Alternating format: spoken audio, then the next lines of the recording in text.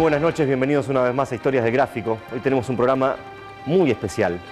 Por lo menos a mí me resulta muy estimulante tratar de meterme en la historia cuando han pasado varias décadas, cuando tenemos que ir al archivo, cuando tenemos que esmerarnos, nuestro gran equipo de producción para conseguir los testimonios.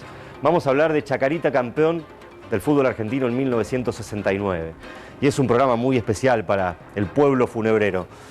Aquel equipo con apellidos célebres, Frasoldati, Recupero, en fin, Ángel Marcos, a quien vimos en la tapa saliendo en la boca del túnel en la cancha de Racing para jugar aquella inolvidable final frente a River.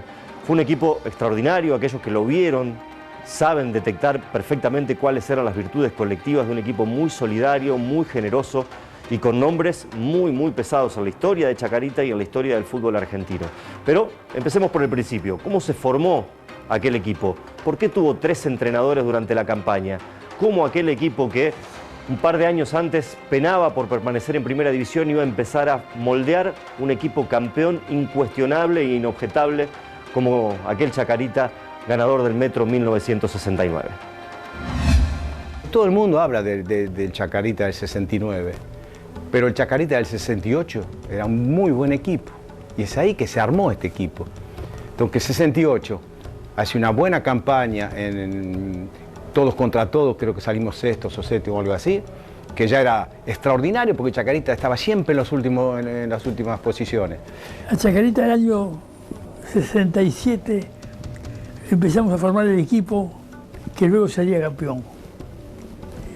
Entonces el argentino Geronazo, no sé si usted lo recuerda, no lo dio nombrar, fue uno de los que nos ayudó a formar un equipo competitivo, un equipo serio, un equipo responsable. En la última fecha de 1967, Chacarita jugó con Atlanta en Villa Crespo y tenía que ganar para evitar perder la categoría. Perdía 2-0 al término del primer tiempo y terminó ganando 3-2. A partir de ahí, en el año 1968, se incorpora Argentino Geronazo. Estamos hablando de alguien con una intelectualidad superior para observar el fútbol. Nunca queda en claro quién fue discípulo de quién, si él de Subeldía o Subeldía de Argentino Geronazo.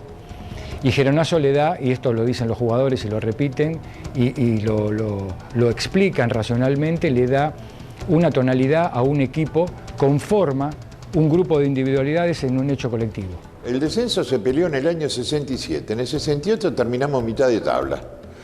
Y la base de este equipo, que ya venía del 66 de la tercera, se empezó a armar en el 68 con Argentino Geronazo. Ese equipo lo armó en su esencia Argentino Geronazo, que venía de trabajar con Osvaldo Subeldía en Estudiantes. O sea que también tácticamente quiso revolucionar un poco a este Chacarita. Nosotros ya veníamos desde el año 68, de la época de Argentino Geronazo, de haber formado un equipo bastante sólido.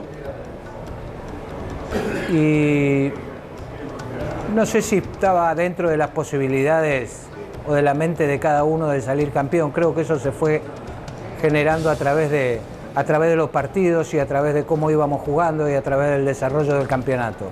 Chacarita logra ganar y logra salvarse de irse al descenso.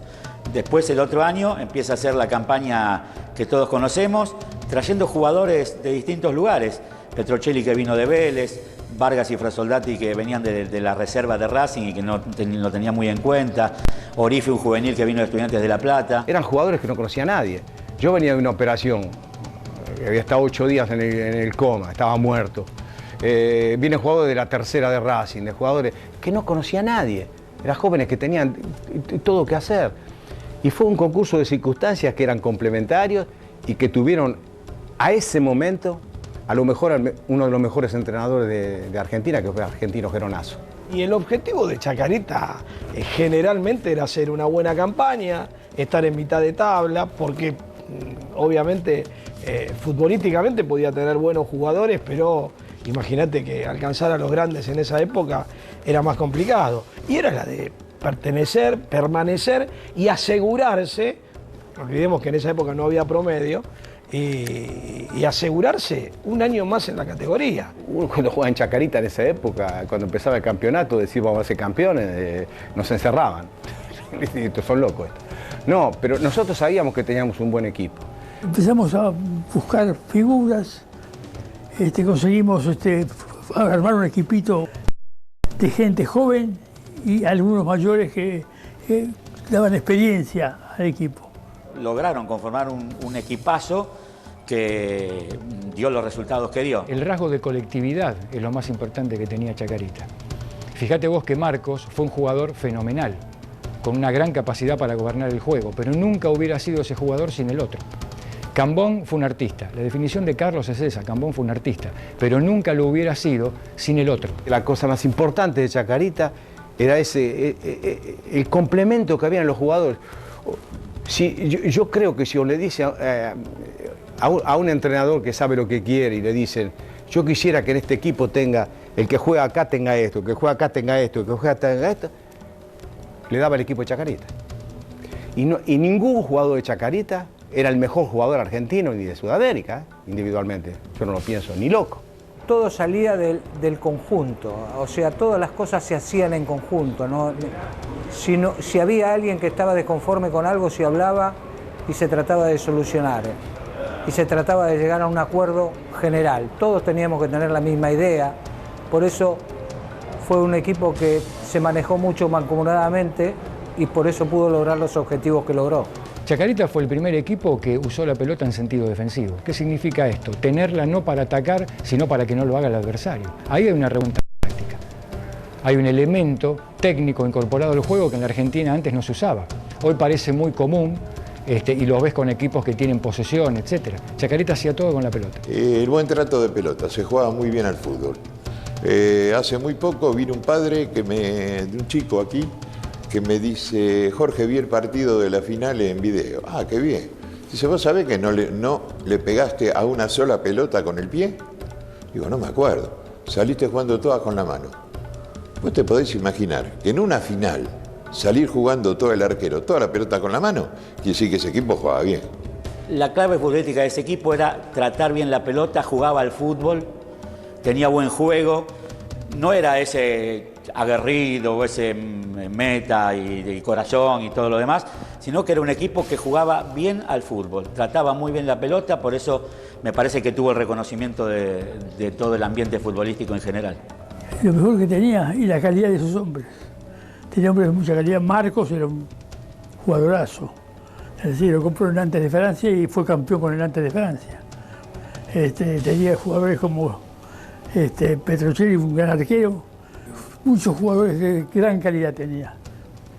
Un equipazo, se armó un equipo. Teníamos jugadores que desnivelaban fácilmente, caso García Cambón, Marcos, jugadores bárbaros. Era un 4-3-3, pero que se acomodaba permanentemente a una línea táctica que se fue consolidando con los partidos, ¿no? Defensivamente era un equipo fuerte, el mediocampo un mediocampo con experiencia y con una gran predisposición de recuperación de pelota, y adelante tenía definidores y personas desequilibrantes, ¿no?